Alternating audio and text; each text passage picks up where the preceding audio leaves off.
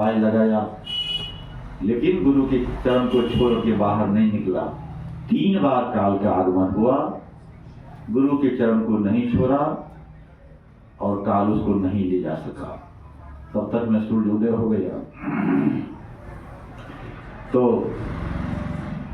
गुरु जी कहते हैं कि क्या सूर्य उदय हो गया? कहा बहुत देर पहले गुरु जी। कहा तो तुम तो छटपटा रहा था, तो तुम्हारी मृत्यु कहाँ हुई? कहा हाँ सही कहते हैं। तो उसे ख्याल आया कि हाँ मेरी मृत्यु नहीं हुई।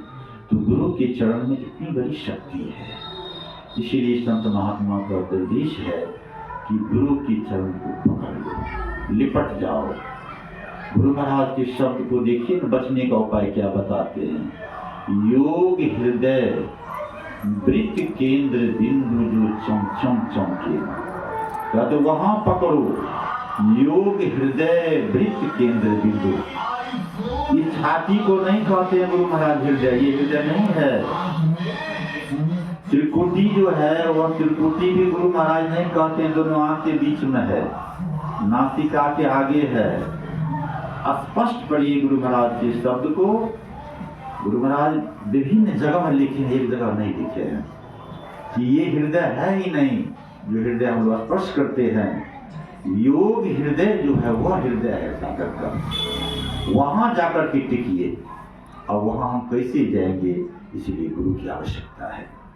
और गुरु महाराज रास्ता बताते हैं, जाइए योग हृदय वृत्त केंद्र बिंदु जो चम चम चमके ना।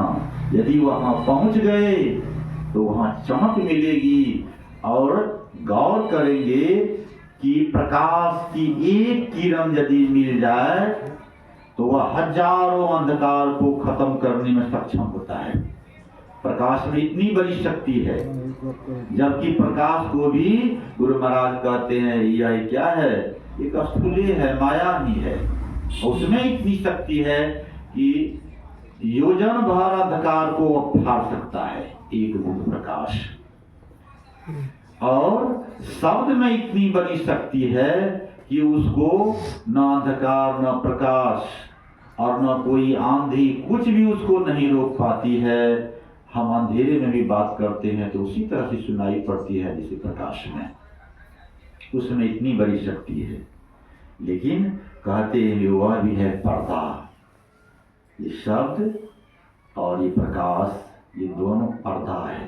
अंधकार भी पर्दा ही था, तो पर्दा के अंदर में है हम, तो कैसे पहुंचेंगे वहां तक? हमको वहां जाना पड़ेगा, आएंगे कहीं से नहीं, वहां जाना पड़ेगा। और जब तक हम अपनी स्थूलता को नहीं छोड़ेंगे तो वहां पहुंच नहीं सकते हैं। पर्वत भी आपके नीचे आ जाएंगे कि आप पर्वत पर चढ़ जाएंगे तो आपके पैर के नीचे पर्वत होगा, आपके माथा के ऊपर नहीं होगा। तो चढ़ने का प्रयास खुद को करना पड़ेगा। इसीलिए ये चढ़ाई करना है, भक्ति करनी जो है ये चढ़ाई करनी है। कहाँ चढ़ाई करनी है? तो चढ़ाई करने के लिए जो वजन है उसको छोड़ना पड़ता है। पर्वत पर हम चढ़ेंगे तो 40 किलो वजन लेकर के नहीं चढ़ सकते हैं। नदी में हमको तैर करके नदी पार करना है, 5 किलो वजन लेकर के भी नहीं तैर पाएंगे, डूब जाएंगे। आखिर बीच धारा में जाकर के हमको 5 किलो वजन को फेंकना पड़ेगा, तब शरीर हल्का होगा तो हम तैरेंगे।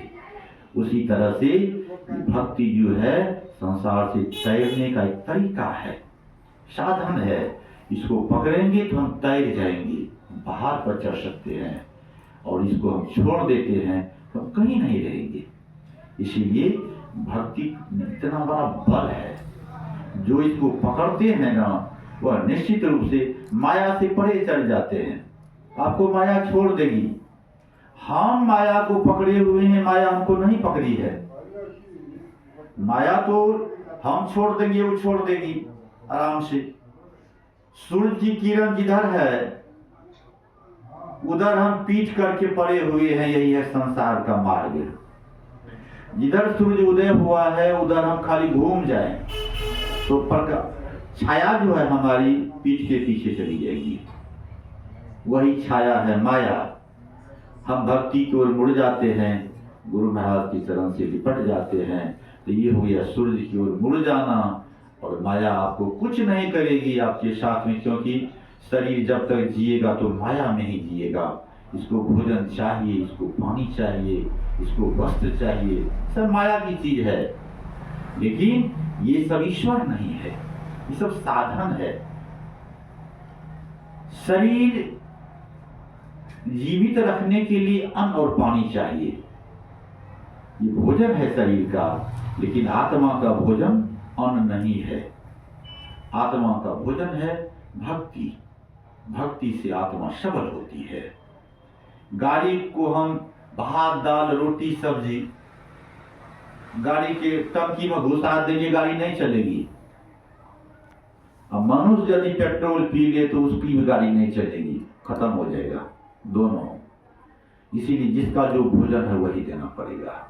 गाड़ी का भोजन पेट्रोल देना पड़ेगा, डीजल देना पड़ेगा, शरीर में अन्न देना पड़ेगा, पानी देना पड़ेगा। और आत्मा को का भोजन भक्ति है, भक्ति करना पड़ेगा तो आत्मा उन्नत होगी, सबल होता है। मन कमजोर पड़ता है, मन जब कमजोर पड़ता है तब सूरत जगती है। सूरत को ढके हुए है मन, इतना सबल है कि माया का बोझ लादे हुए है कि सूरत को दाब देता है। और जब साधना में बैठेंगे धीरे धीरे मन कमजोर होगा तो अपने आप वहाँ कहन सुनन की बात नहीं होती है, देखा देखी की बात, दुल्हा दुल्हन मिल गए, फीकी परी बारात वाली बात हो जाती है। मन कमजोर पड़ जाता है। तब देखिएगा जब माया आपके सामने आएगी, कोई विचार आएगा तो आप तक नहीं पहुंचेगा, वो दूर ही रह जाएगा, क्योंकि आप सतर्क हैं वहाँ, सचेत हैं वहाँ, जगे हुए हैं वहाँ। और अभी हम सब सोए हुए हैं। साधना के क्रम में, भक्ति के क्रम में जीव जगता है, और जब वह जग जाता है तो वह अंधकार से प्रकाश को स्वतः उसकी गति हो जाती है। मन कमजोर पड़ जाता है, चारों ओर से चेतना सिमट जाती है, और जब चेतना सिमट जाती है तो उसमें ऊर्ध्व गति होती है। चारों ओर से जब आप सिमटेंगे, गुरु महाराज के ही शब्द हैं कि दरी को आप सिमटेंगे, ईश्वर बैठे हुए हैं, तो सिमटते सिमटते अंतिम में जो है दरी का ढेर लग जाएगी। उसी तरह से चेतना को चारों ओर से हम जब समेटते हैं तो समेटते समेटते उसमें ऊर्ध्व गति हो जाती है। जब ऊर्ध्व गति हो जाती है वहीं मन कमजोर पड़ जाता है। मन जब कमजोर पड़ता है तो चेतन आत्मा में गति हो जाती है, चेतन जो है वो चल पाती है, और उसमें जो शक्ति होती है वो पकड़ ले। जिसका आप ख्याल करेंगे उसको वो पकड़ लेगा, जिसका आप ख्याल करेंगे, गुरु महाराज का ख्याल करेंगे, दर्शन देने के लिए आ जाएंगे। जब जप में लग जाएंगे, मन गप को छोड़ देगा, जप में लग जाएगी सूरत, तो गुरु महाराज स्वतः आ जाते हैं दर्शन देने के लिए। इसी तरह की कथा आप पढ़ेंगे कि विद्यापति ने गंगा से आराधना की थी कि हे गंगा माँ, जब मेरी मृत्यु हो तो आप मुझे दर्शन दीजिए। अब कैसे गंगा यहाँ आएगी? विद्यापति को चल के वहाँ जाना चाहिए, लेकिन मृत्यु के समय में कहा जाता है, कथा में आई है कि गंगा पहुँच गई। हम परसों आए हैं प्रयागराज से, गए हुए थे,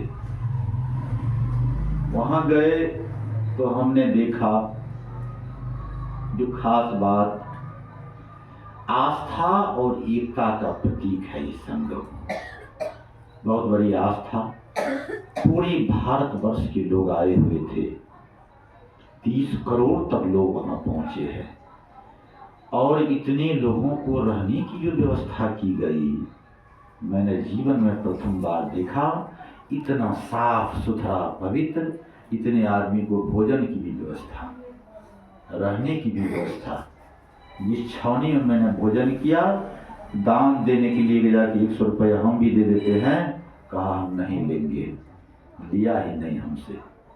हमको लगा वहाँ की माहौल को देख करके कि राजा रघु अश्वमेध जग किए थे त्रेता, उसके बाद भगवान राम भी अश्वमेध जग किए। उस जग के घोड़ा को लव और कुश ने रोका था।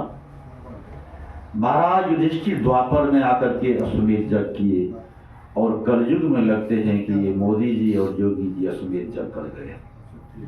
उससे कम पावर वहां नहीं है। आस्था, एकता और अखंडता, देश की एकता देखने में आया। इतने लोग एक तो हुए, विश्व हिल गया है। वहां सभी घाट पर हमने देखा एक नंबर में भारत की झंडा, और इसके अलावा 56-57 तो और झंडा था। तो 56-57 देश भी लोग सहयोग किए थे।